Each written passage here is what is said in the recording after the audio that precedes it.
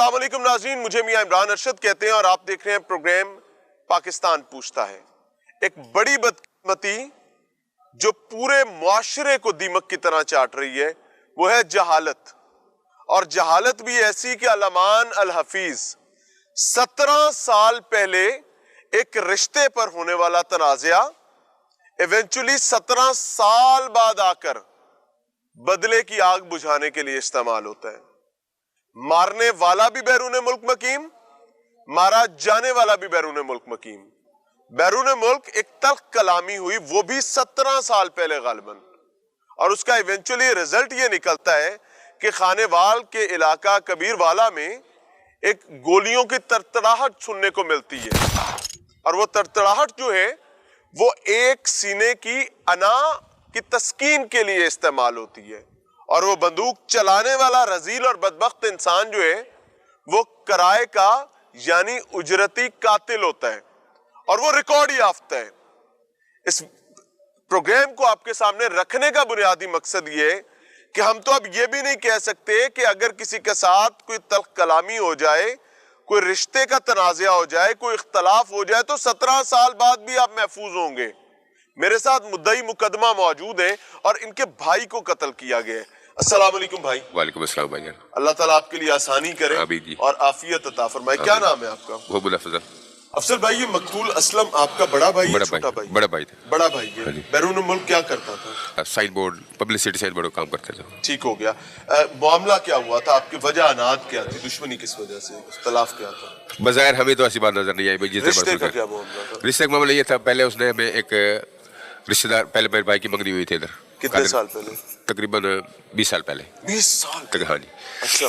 उसमें फिर हमारा उसके साथ जो जिसके साथ रिश्ता हुआ था, भाई की मेरी मंगनी थी, उनके साथ जो पहले उनके साथ इसने कोई भी बात चलवा के उधर हमने मंगनी इसने करवा के खुद शादी इसने की। ठीक हो गया। तो इसी बारे में उधर कोई इनकी उधर ही बैरून मुल्क में कोई बात वगैरह, कुछ बातचीत, कुछ झगड़ा वगैरह हुआ तो उसका इल्म हमें नहीं है।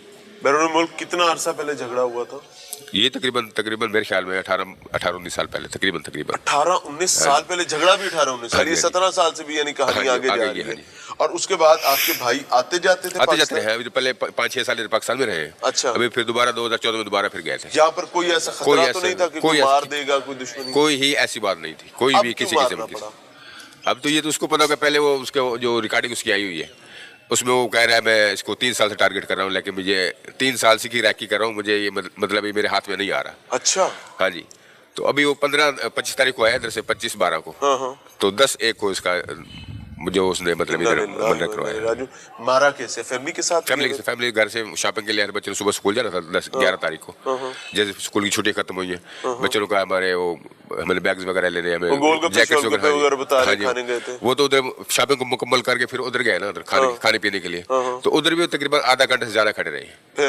ये जो इनकी मारने वाला था ये भी साथ थोड़ा सा साइड पे होकर ये भी खड़े रहे उधर।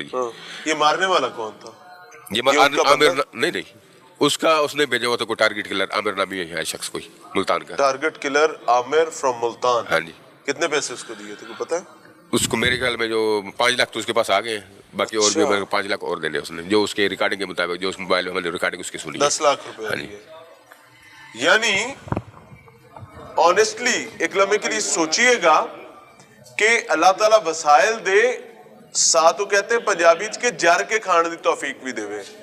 इस शख्स को अल्लाह ताला ने वसाइल दिए, बैरून मुल्क इसने मेहनत की, और उसने मेहनत करने के बाद, वसाइल कमाने के बाद जो रास्ता अख्तियार किया, उसने 10 लाख रुपए में बकौल इनके टारगेट किलर हायर किया है, जिसको 5 लाख रुपया एडवांस दिया, 5 अभी देना था। सो आप इमेजिन कर सकते हैं कि हम बहैसियत मुआशरा कितनी बदबख्ती की पाताल में गिर चुके हैं।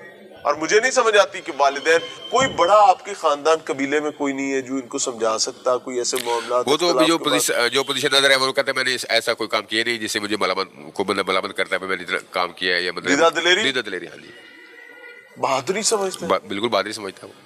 ये जहालत है जी, आपको दिखा रहे हैं। और फैमिली की तरफ भी चलते हैं। नाज़रीन, मकतूल असलम के एक और भाई मेरे साथ मौजूद हैं और बाकी फैमिली मेंबर्स भी हैं, उनसे भी समझते हैं। अस्सलाम वालेकुम जी। वालेकुम सलाम। सबसे पहले तो अल्लाह ताला उन्हें गरीक रहमत करे, बड़ी तकलीफ का लम्हा है, दुख का लम्हा है, अल्लाह ताला आपके लिए आसानी इज्जत का मामला फरमाए।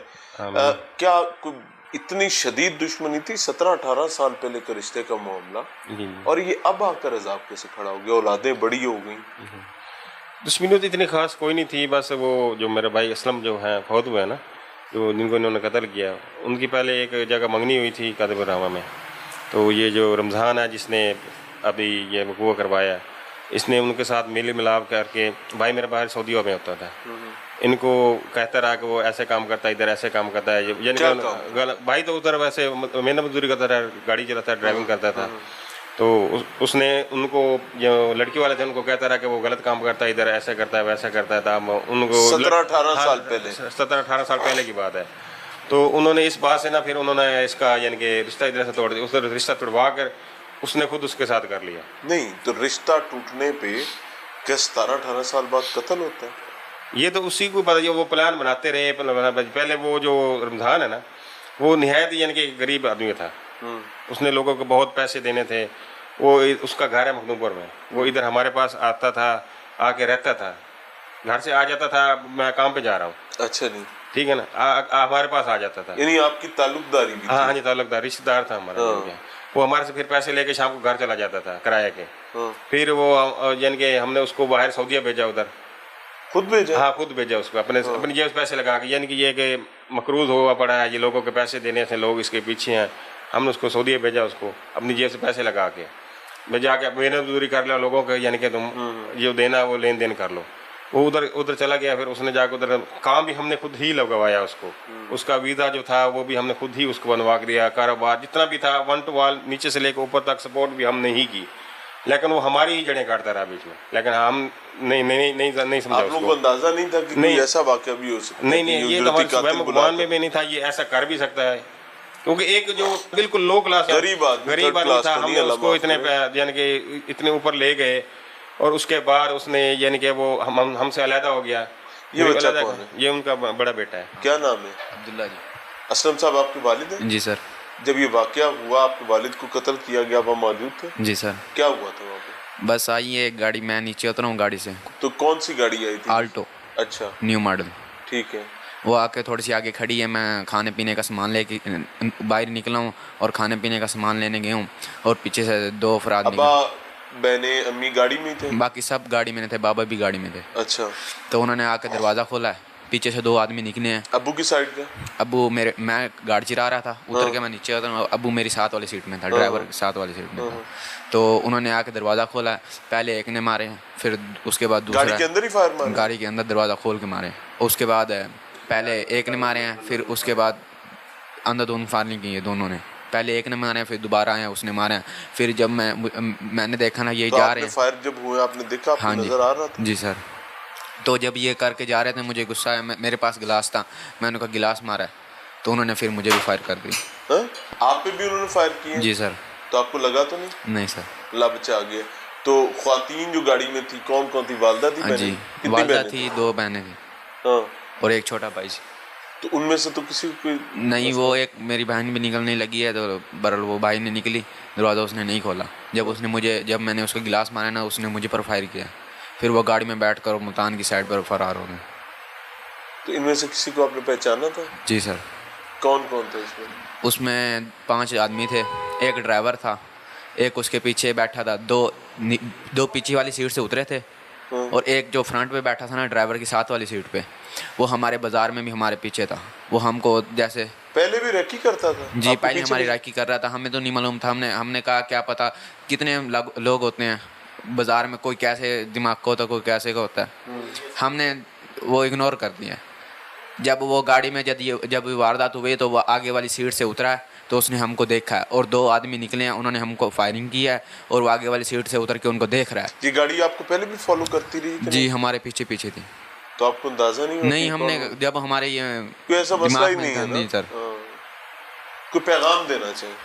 पैगाम हमारा यही है कि हम यही चाहते हैं कि हमारे साथ इंसाफ और हो भी रहा है तकरीबन, जो हमारी और जो पुलिस है माशाल्लाह, पुलिस का किरदार बहुत अच्छा था, बहुत अच्छा किरदार है हमारे साथ, नहीं बहुत अच्छा ताउन कर रहे हैं हमारे साथ शुरू से लेके अब तक। यानी कि SHO साहब भी और तफ्तीशी जो हमारे अमानुल्लाह साहब है, SHO साहब जो शबान गुरैया साहब है, माशाल्लाह थाने के जितने भी हल्का है ना, वो हमारे साथ बहुत ही अच्छा, यानी कि मुखलिसाना तौर पे हमारे साथ वो जिस तरह हमें महसूस यही हो रहा कि हमारे फैमिली की तरह हमारे साथ हमारे सपोर्ट कर रहे हैं। अल्लाह अल्लाह। हाँ जी, वो बहुत ही यानी कि हमारी वो माशाल्लाह उन्होंने एक हफ्ते के अंदर अंदर जो जितना भी जल्द एक हफ्ते से पहले उन्होंने वो जितने उनके थे वो रिकॉर्ड वक्त में एक इस्तेमाल हफ्ते किया से भी उन्होंने। पहले पुलिस की जानिब से इन्वेस्टिगेशन इतनी बेहतरीन फुटिंग्स पर की गई है नाजरीन, इस केस में बहुत बड़ी तकलीफ है, इसमें कोई शक नहीं है। पूरा घर उजड़ गया, तकलीफ आ गई, अजियत आ गई, ये बच्चों ने भी परवान चढ़ना है।